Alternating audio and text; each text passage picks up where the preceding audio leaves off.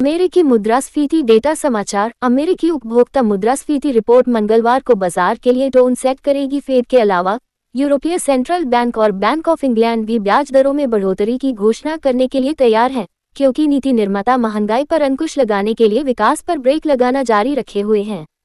अमेरिकी मुद्रास्फीति डेटा समाचार। वैश्विक विकास और मंदी के डर के बीच नवंबर महीने के लिए अमेरिकी मुद्रास्फीति डेटा मंगलवार 13 दिसंबर को जारी किया जाएगा। बहुप्रतीक्षित मुद्रास्फीति डेटा फेडरल रिजर्व की 2 दिवसीय निर्धारित बैठक से ठीक पहले आता है। अगली दर वृद्धि का परिमाण तय करें।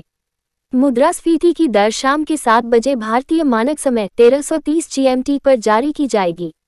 मंगलवार को अमेरिकी कंज्यूमर इन्फ्लेशन रिपोर्ट बाजार की दिशा तय करेगी। फेड के अलावा यूरोपीय सेंट्रल बैंक और बैंक ऑफ इंग्लैंड भी ब्याज दरों में बढ़ोतरी की घोषणा करने के लिए तैयार हैं, क्योंकि नीति निर्माता महंगाई पर अंकुश लगाने के लिए विकास पर ब्रेक लगाना जारी रखे हुए हैं।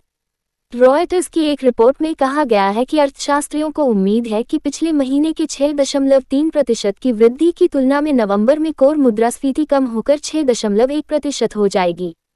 जोखिम उल्टा हो सकता है। शुक्रवार को डेटा के बाद दिखाया गया है कि निर्माता की कीमतें अपेक्षा से अधिक तेजी से बढ़ी हैं।